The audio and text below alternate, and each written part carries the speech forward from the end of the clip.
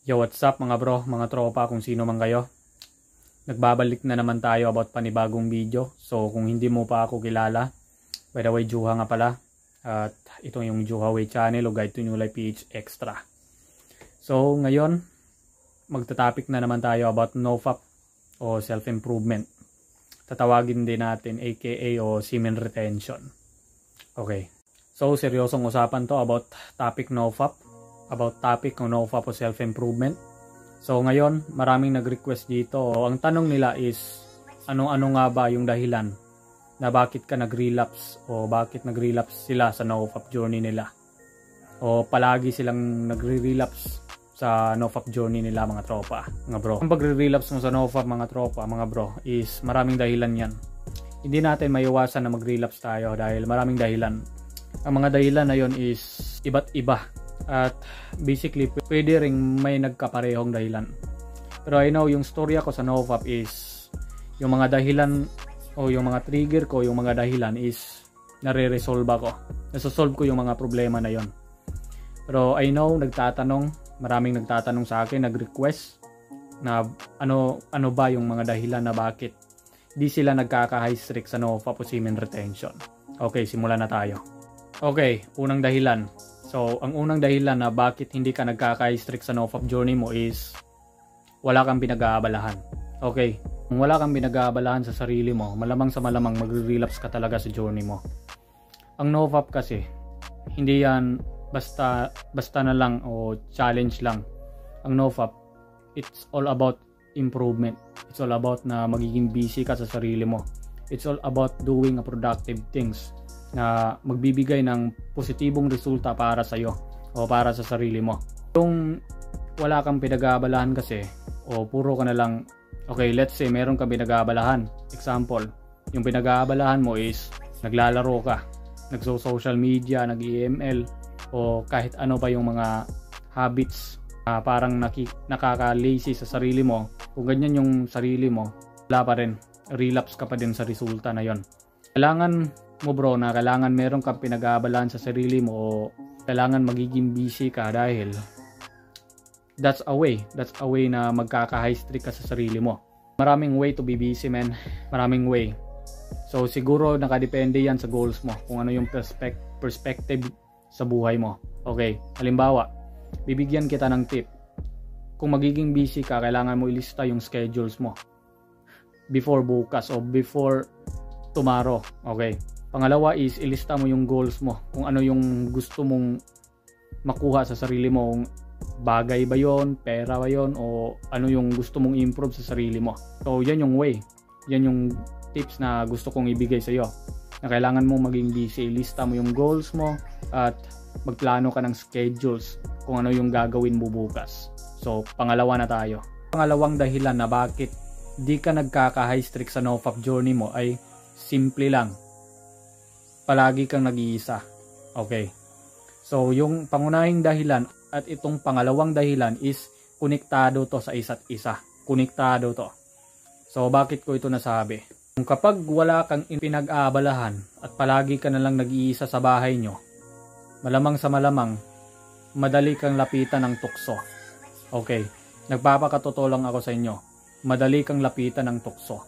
Bakit? Kapag nilapitan ka ng tukso, easy lang ng tukso na kontrolin ka o kontrolin yung sarili mo, kontrolin yung desire mo sa buo ng katawan mo o sa utak mo o sa sarili mo. Okay, so siguro alam mo na yung tukso na sinasabi ko. Kung hindi mo pa alam, yun yung porn at masturbation. Kapag yung porn at masturbation nasa utak mo parati at wala kang pinag-aabalahan, malamang sa malamang palagi ka na lang nag-iisip about sa porn at masturbation. Palagi ka na lang nag-iisip about sa NoFap, about sa challenge na yon. Kasi kung magiging busy ka sa sarili mo, marami kang iniisip, di ba? Usually marami kang iniisip. Kung naglilista ka sa goals mo, naglilista ka sa schedule mo before tomorrow, malamang sa malamang marami kang iniisip. Marami kang iniisip kung anong gawin ko bukas o ano yung goals ko. Ano yung pangunahing achievement o pangunahing sistema na para ma-achieve yung goals ko. So, yan yung pangalawang dahilan. So, pangatlo na tayo. So, pangatlong dahilan na bakit hindi ka nagkaka-strict sa NoFap journey mo.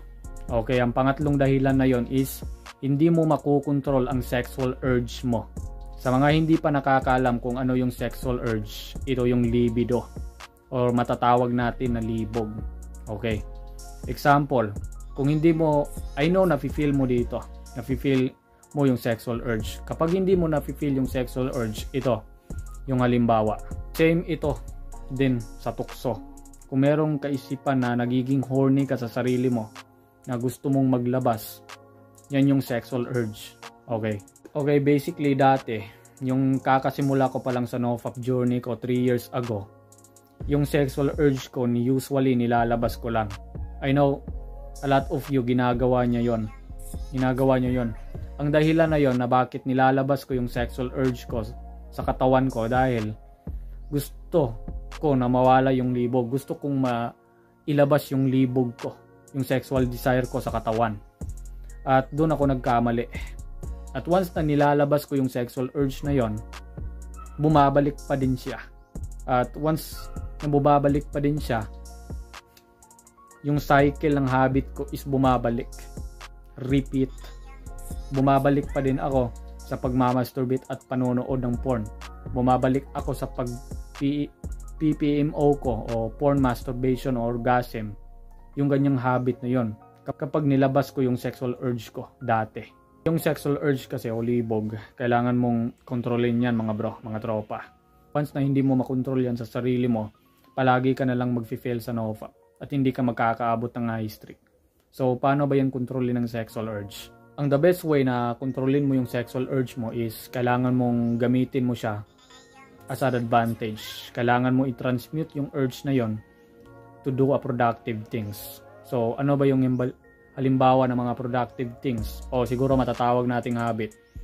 Okay, example dito, workout, meditation, pagbabasa ng libro, yung mga healthy dopamine like bilad sa araw, okay, bilad sa araw, sunlight, okay, journaling at iba pa. So kailangan mo i-transmute yung urge mo into productive things. So paano ba yan?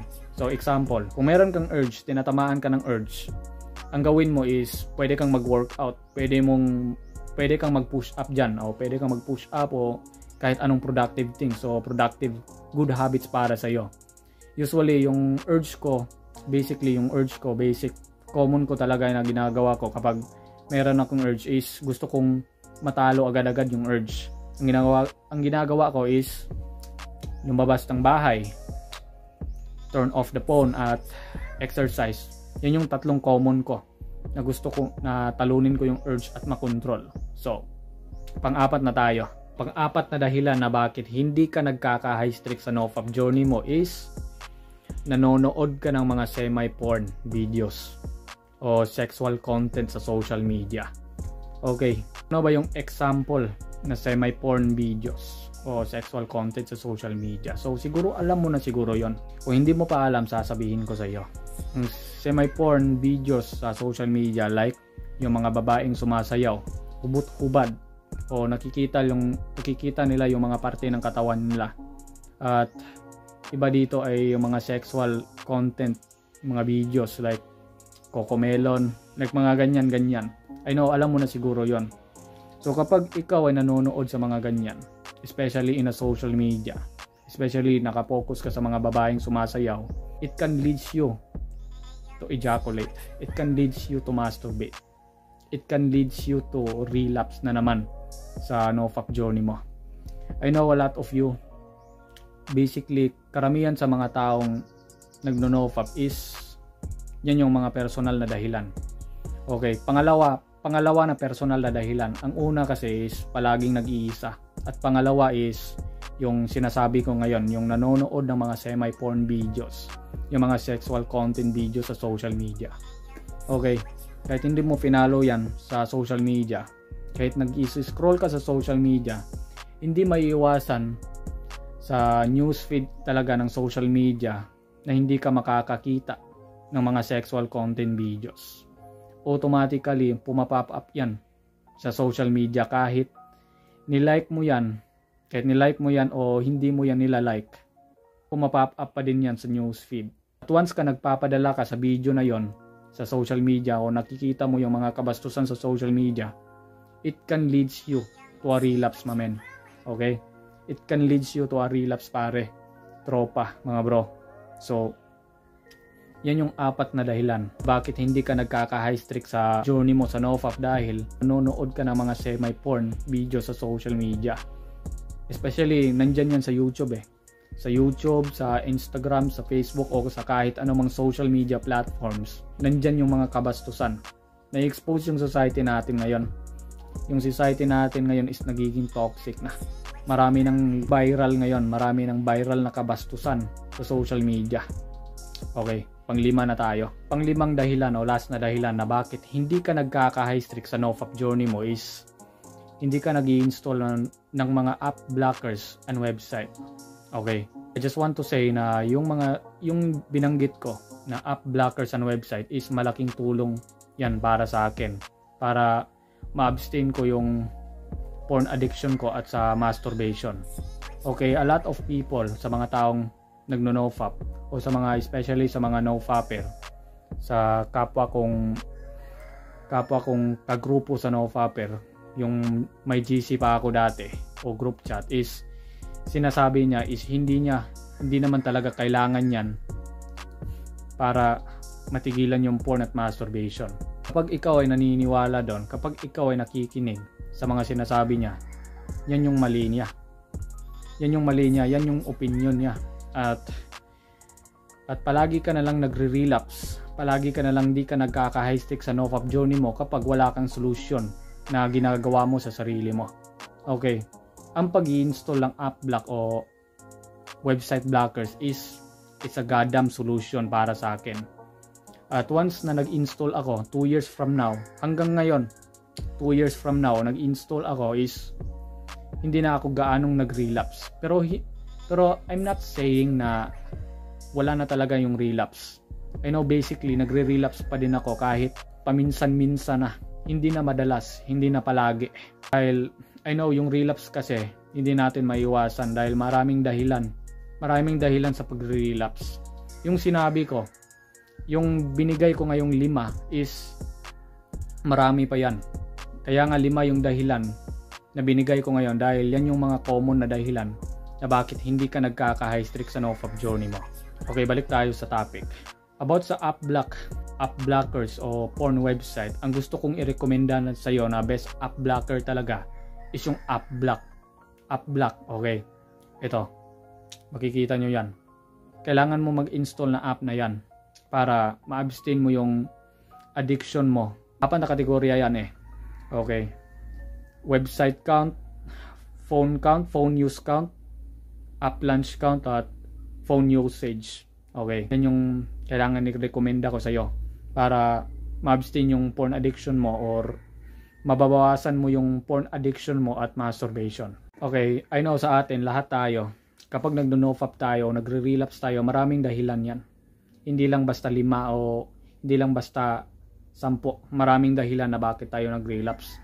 Kapag tayo ay galing sa porn addiction, galing naman talaga ako sa pagiging addict sa porn at masturbation. Hindi ko yun itatanggi sa sarili ko. Galing ako, siguro mga 2020 ako nagsimula, 4 years ago na. Pero marami pa ding relapses, marami pa ding failures. Speaking sa relapse at failures, kusa-kusa kong tinatanggap yun para sa sarili ko. Dahil yung relapse at failures talaga, mga tropa, it's a part of a learning process. Sorry, nabubulol ako. Hindi ka isang tunay na no-fapper kapag hindi ka nagre-relapse o takot kang mag-relapse. Kailangan mo mag-relapse, tropa. Kailangan mo mag-relapse, kailangan mo masaktan una. Kailangan mo masaktan paulit-ulit. So, yan yung lessons natin ngayon. So, yan yung 5 dahilan na bakit hindi ka nagkaka-high streak sa NoFap journey mo. Salamat sa inyong pagtangkilik at pakinig sa video na sinasabi ko dito, sa mga nilalahad o nisishare ko yung mga video dito sa NoFap journey nyo. I hope na bibigyan kayo ng blessings, bibigyan kayo ng mataas na streak at huwag kayong sumuko. Huwag kayong mag-give up sa sarili nyo. So I know, hindi ka nag-iisa sa porn addiction mo. Hindi ka nag-iisa sa relapse mo sa NoFap. Hindi ka nag-iisa na tigilan yung panonood ng porn at masturbation. Ako bro, nagsusuporta ako sa iyo. Nagsusumamo ako, nagsusuporta ako sa iyo, mga bro. Mga tropa, mga niga. Joke lang. Mga tropa, mga bro, kung sino man kayo. So, patuloy nyo yung NoFap journey nyo. Kung ano yung paniniwala nyo sa NoFap journey nyo, kung believe kayo sa paniniwala na yung NoFap o semen retention is maraming benefits na nakukuha, that it can lead you to a self-improvement, patuloy nyo yan, tropa. Patuloy nyo yan, mga bro. So, yan na muna sa ngayon. I hope paki-like tong video na to at i-subscribe na din tong channel na to for more videos pa about sa NoFap content, semen retention o self-improvement at motivation. So, I hope see you in the next video. Mag-upload pa ako dito ng maraming video. So, yan na muna sa ngayon. Salamat sa inyo, mga bro, mga tropa, mga tolo, sino man kayo. So, salamat sa inyo. Bye.